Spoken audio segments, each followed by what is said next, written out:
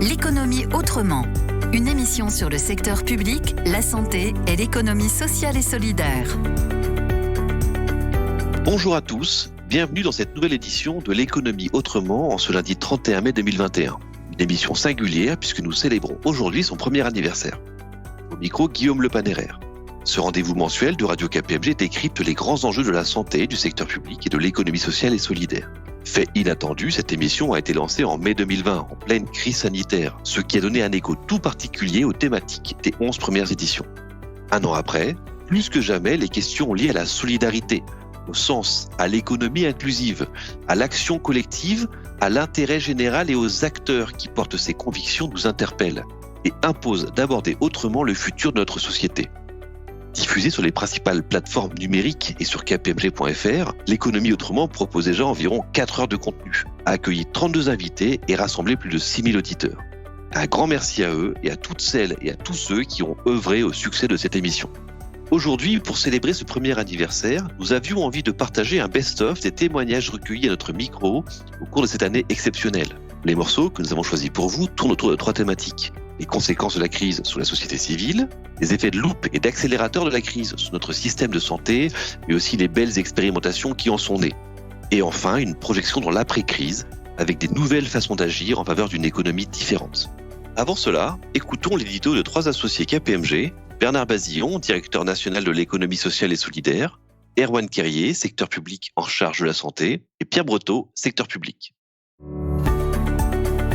L'édito. Bernard Bazillon.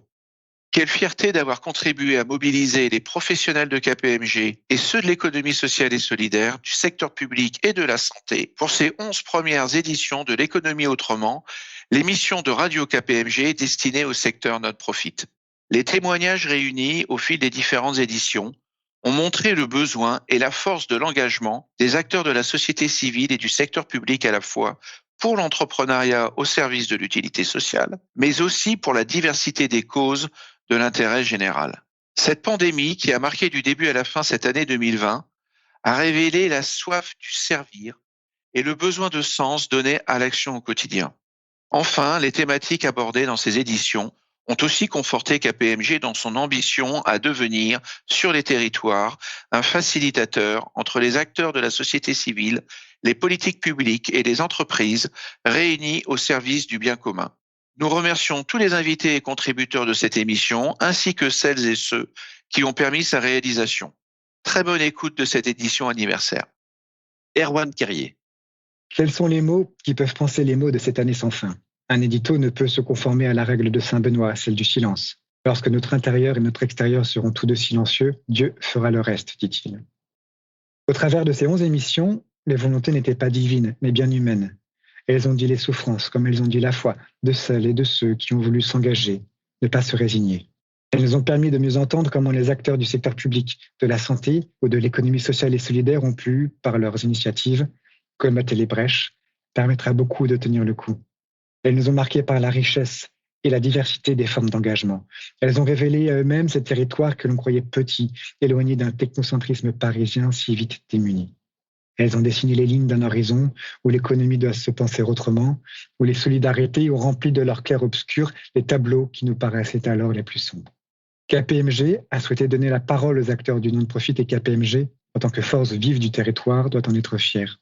La résilience, le rebond, le renouveau, le monde d'après ont pris différents visages durant toute cette année. Différents visages, différents virages que notre cabinet doit pouvoir accompagner. Notre émission de radio nous aidera à n'en pas douter. Ce ne sont pas seulement des professionnels qui parlent. Non, cette voix vient de plus loin.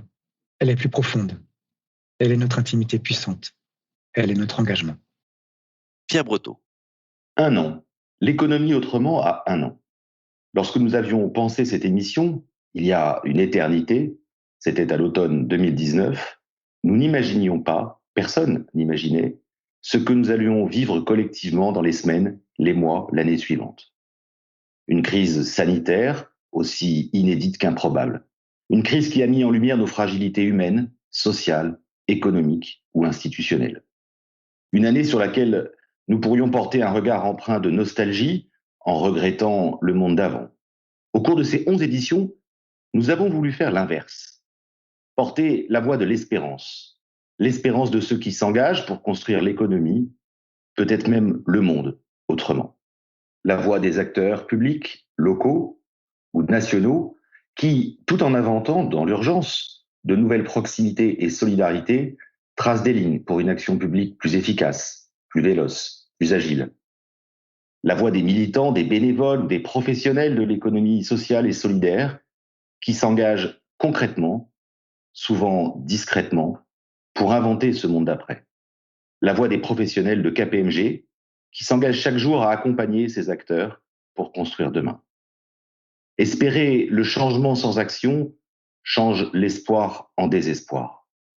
Espérer le changement dans l'action, au contraire, change l'espoir en victoire. Tel est le sens de notre émission, faire porter la voix de ceux qui agissent pour transformer l'espoir en victoire. L'économie autrement, une émission de Radio KPMG.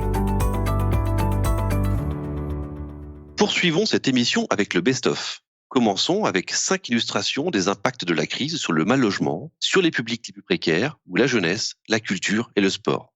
Pour cela, tour à tour, nous écouterons Christophe Robert, délégué général de la Fondation Abbé Pierre, Thierry Deslauriers, directeur général de l'association Au Captif La Libération, Anna Bercouk, directrice générale Hello Asso, Alexandra Box, secrétaire générale de l'Alliance nationale YMCA, et Norbert Giuliani, directeur de l'établissement Rencontre 93 de la Vège. Et tout de suite, la parole donnée à Christophe Robert de la Fondation Abbé Pierre.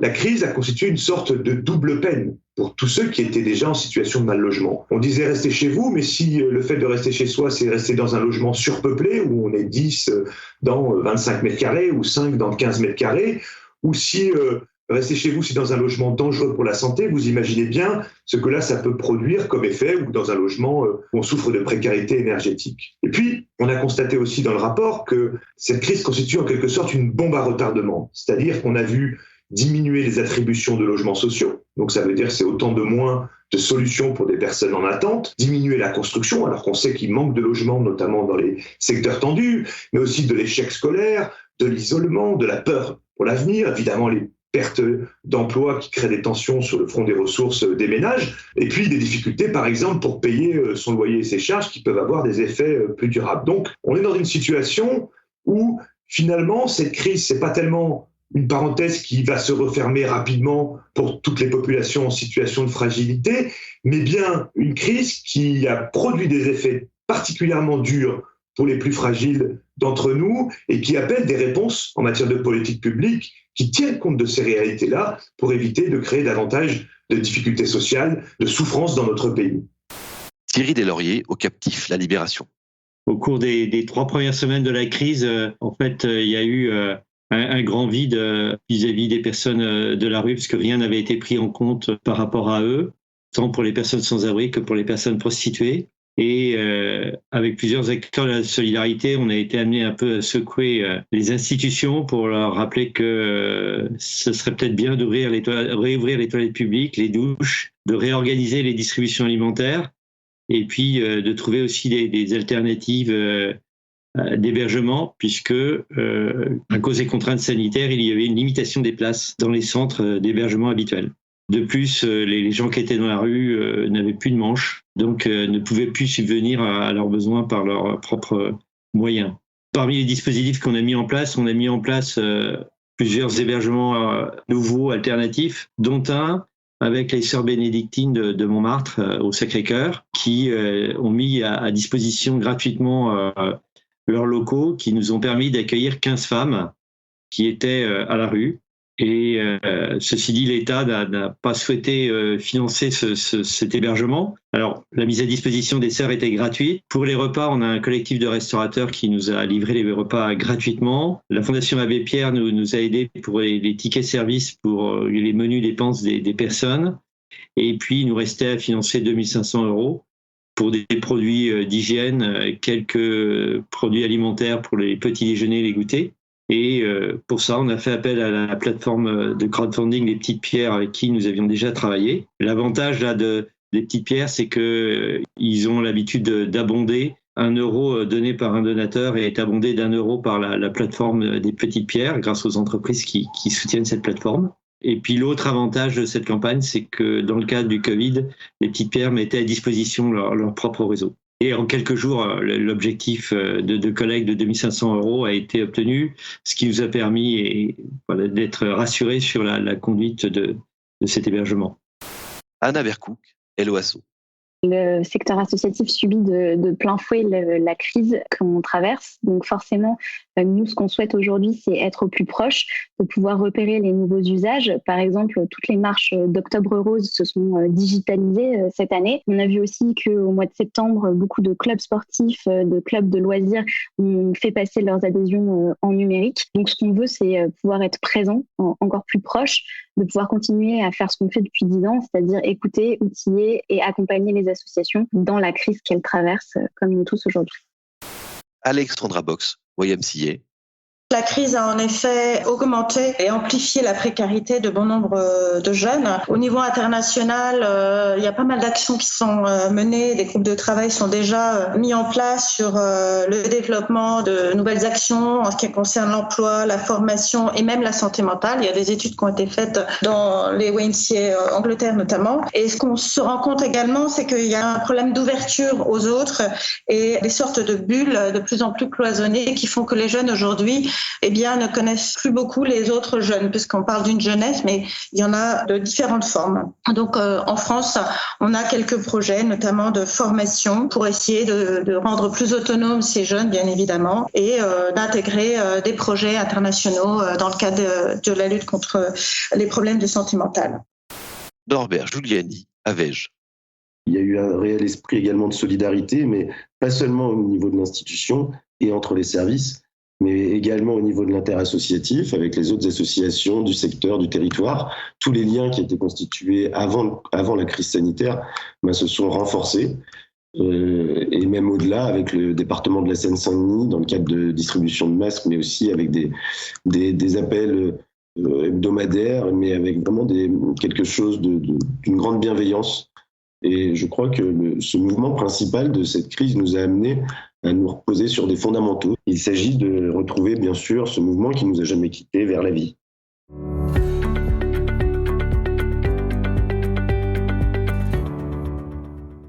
La crise actuelle a également mis en lumière les difficultés structurelles de notre système de santé.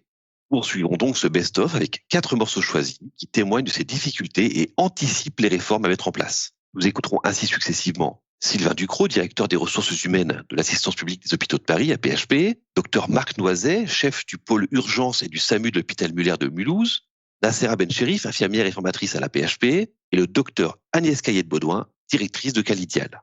Débutons avec Sylvain Ducrot de l'AP-HP. Le terme de vague n'est pas forcément le bon. Je pense plutôt à de l'eau qui monte. Et puis, on essaye de se mettre sur la pointe des pieds, de garder la tête en dehors de l'eau le plus longtemps possible en rajoutant des moyens ou des briques les unes par-dessus les autres pour rester et pour voir l'eau monter pendant toute la période du mois de mars jusque pour nous le pic de crise début avril. Et en fait, pendant toute cette période, la mobilisation, elle s'est traduite à évidemment un seul objectif commun pour tout le monde et chacun repart sur une seule thématique qui est l'organisation autour du Covid.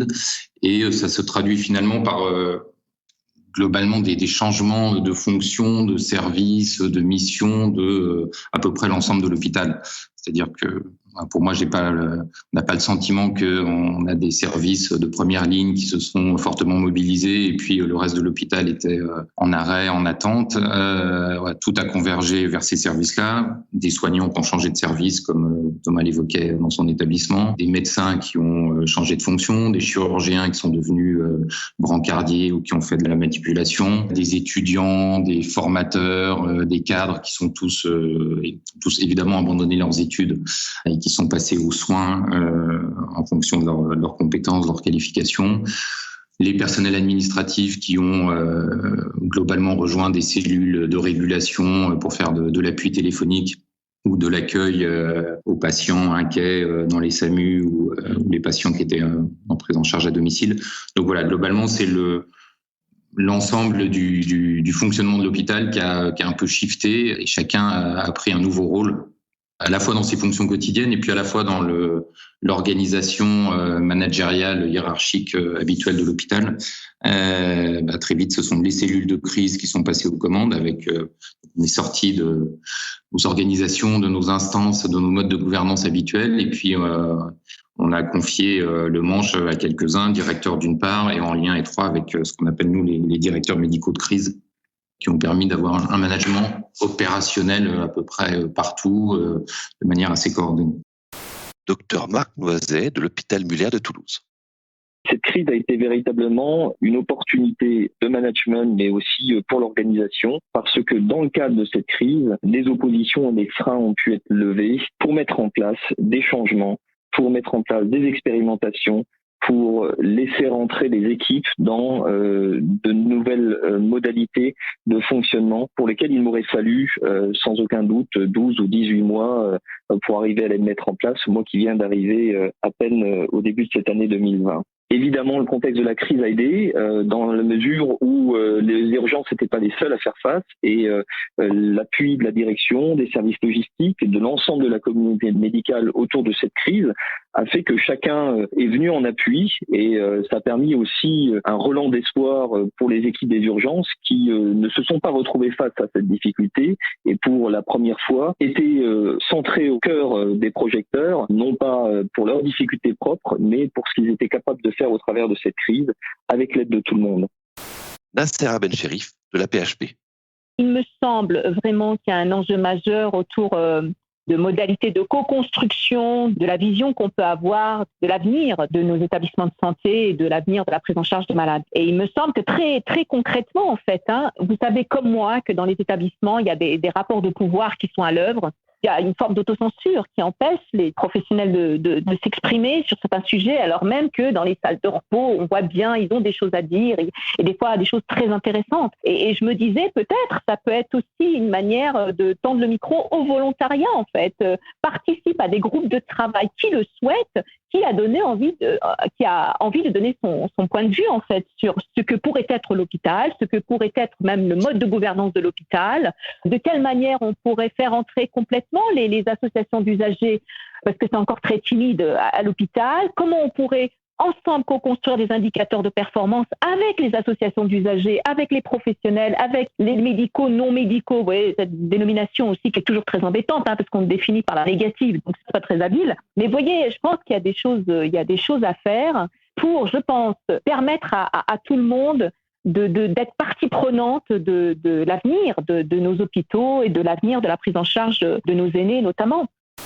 Le docteur Agnès Baudouin, Calidial.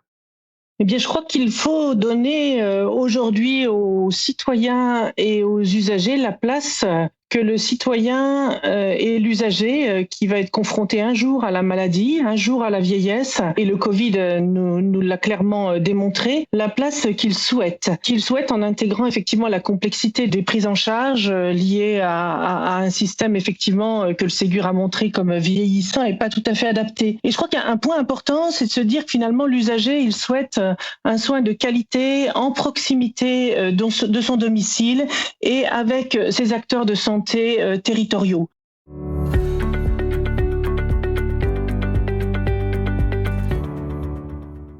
Dans cette troisième partie du best-of, nous nous projetons dans l'après-crise et dans l'économie autrement. Les 7 invités livrent leur vision d'une économie différente qui rapproche toujours plus entreprises, économie sociale et solidaire et secteur public.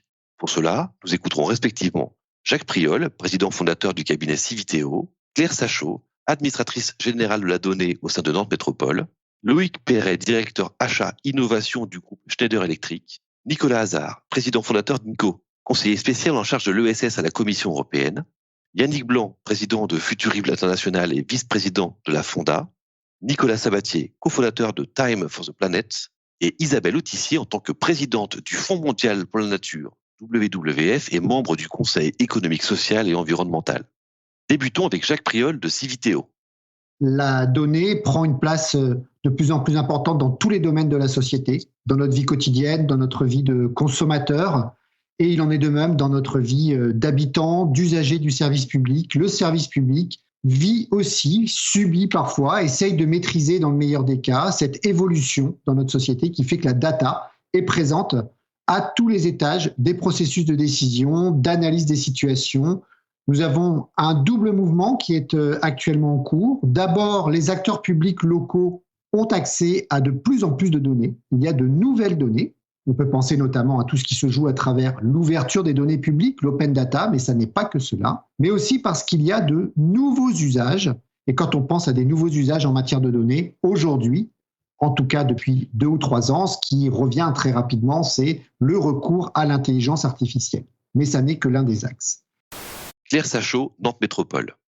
La donnée, c'est pas qu'un sujet technique, c'est vraiment un sujet de société avec des enjeux éthiques, des enjeux démocratiques et aussi des enjeux de citoyenneté numérique. C'est pour ça que Nantes considère qu'elle a un rôle à jouer à la fois pour venir aider les habitants à mieux comprendre quels sont leurs droits numériques et comment elle peut les faire valoir, mais c'est aussi aider à faire mieux comprendre à quoi ça sert la donnée quand on va gérer une ville, en quoi ça peut aider à améliorer notre service public de collecte des déchets ou à proposer des applications qui vont venir aider les citoyens dans leur quotidien.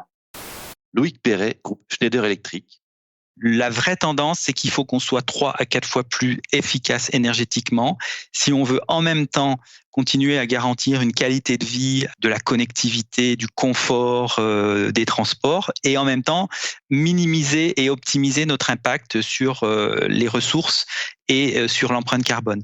Donc ça, c'est une vraie première tendance, c'est il faut être beaucoup plus efficace énergétiquement. Je pense qu'une deuxième tendance, c'est que le digital va nous aider à faire ça. Le digital va nous permettre de mieux comprendre ce qui se passe dans une ville, dans un territoire, donc de mieux appréhender ce qui se passe et donc de mieux le piloter. Mais aussi, je pense qu'il y a une autre tendance qui est très importante, c'est que demain, on va pouvoir simuler ce qu'est un territoire et donc pouvoir prendre des décisions en étant clairement informé des conséquences de nos décisions qui sont souvent très engageantes et très durables à la maille d'un territoire. Donc le fait de combiner le digital et cette partie de simulation devrait permettre de beaucoup mieux gérer les territoires et d'être beaucoup plus efficace sur notre empreinte. Nicolas Hazard, INCO. Il y a un appétit de plus en plus grand et important de la part des épargnants, de vous, de moi, qui avons un peu de sous de côté parfois et qui voulons mettre notre argent dans des entreprises qui font du sens. Et donc, dans ces cas-là, il y a plein d'options différentes qui nous sont offertes. Et aujourd'hui, on voit la naissance et le développement aujourd'hui depuis une dizaine d'années de ce qu'on appelle la finance à impact, la finance solidaire. Donc, le fait d'investir de l'argent dans des entreprises qui ont un fort impact social et environnemental, qui sont capables de le mesurer. Et la mesure de l'impact, je pense que c'est un des outils absolument clés aujourd'hui. C'est-à-dire qu'on doit pouvoir prouver et démontrer qu'on a un impact social et environnemental fort. Et donc, il y a des outils pour ça. Et il ne faut pas confondre la finance à impact et la finance solidaire avec ce qu'on appelle l'ESG et l'ISR, les critères ESG et l'ISR, l'investissement socialement responsable, où d'un côté, on a pour l'ISR des entreprises qui cherchent à avoir un impact social, mais qui vient dans un deuxième temps après avoir cherché l'impact financier et la rentabilité financière, qui est quand même le premier des objectifs. Là où les entreprises sociales et les entrepreneurs sociaux, elles, ont aussi un impact financier important et un impact social, mais l'impact social et environnemental constitue le cœur de leur activité, de ce qu'ils se sont fixés comme objectif. Et donc, dans ce cas-là, on a des statuts juridiques et des instruments financiers qui sont plus adaptés à ce type d'entreprise. Yannick Blanc, la Fonda. Pourquoi mettre des guillemets à monde d'après ? Parce que la crise n'est pas terminée. Les travaux que nous avons menés avec Futurible et puis les observations que chacun peut faire aujourd'hui avec les données qui sont disponibles montrent que au niveau mondial, la crise épidémique se poursuit, la crise sanitaire se développe. Il y a des pays où elle est loin d'avoir atteint son pic. Il y a des pays où il y a des rebonds et par conséquent, le sentiment que nous avons pu avoir à cause du confinement, que nous vivions une parenthèse, que cette parenthèse allait se refermer et que après serait différent, ce sentiment-là, il faut, je crois, l'écarter pour prendre conscience que nous sommes entrés dans un processus dont nous ne connaissons pas le point d'arrivée et que c'est dans toutes les actions que nous allons entreprendre, dans tous les gestes de la vie quotidienne ou les grandes décisions stratégiques que vont prendre nos entreprises et nos organisations pour faire face à la crise que nous allons commencer pas à pas à dessiner le monde d'après. Nicolas Sabatier, Time for the Planet. La Terre appartient à tout le monde. On a voulu que Time for the Planet appartienne à tout le monde. N'importe qui peut devenir actionnaire. Des citoyens, des fonds, des entreprises, des associations, des collectivités publiques. Tout le monde peut devenir actionnaire à partir d'1 €. Isabelle Autissier, WWF. Surtout dans nos pays industrialisés, on s'est en gros toujours pensé comme bien au-dessus de la nature, capable de tout régenter, de tout maîtriser et de tout décider, et en gros de faire plier la nature pour qu'elle rende des richesses que les uns et les autres s'approprient de manière plus ou moins équitable. Mais ça, c'est pas le sujet. Or là, on se rend compte que, en fait, non, nous appartenons à la nature, nous sommes une des espèces de la nature, une espèce particulière, certes, mais quand même, et qu'au fond, nous n'avons pas d'autre solution que d'avoir une activité sur cette planète qui soit respectueuse du fonctionnement de cette planète et en harmonie avec à la fois les fondamentaux climatiques, écologiques et du vivant. Parce que sinon, tout simplement, quand nous déréglons la machine, ça se retourne contre nous. C'est une des choses qu'on a vues à l'occasion du Covid, qui avait été parfaitement bien anticipée il y a 15 ans. Il y a des rapports d'experts auprès de l'ONU qui décrivaient de manière très précise exactement la crise que nous avons vécue, en indiquant que c'était les atteintes à la biodiversité qui créaient ces dérèglements. Donc je pense que le citoyen a pris conscience de manière un petit peu, entre les lignes de cette réalité, qu'un certain nombre de collectifs, d'entreprises, les États nous ont promis qu'ils avaient compris. Maintenant, j'attends d'être sûr qu'ils joignent le geste à la parole pour être sûr qu'il ne va pas retomber dans ce qu'on a un peu facilement appelé le monde d'avant, c'est-à-dire un monde où les décisions se prennent uniquement à l'aune économique et à l'aune de la profitabilité. On voit bien que ce raisonnement-là nous a globalement amenés dans le mur et qu'il continuera à nous amener dans le mur si nous ne sommes pas capables collectivement de changer ce raisonnement et d'intégrer de manière prioritaire les questions de la planète et les questions de l'environnement dans nos modes de choix.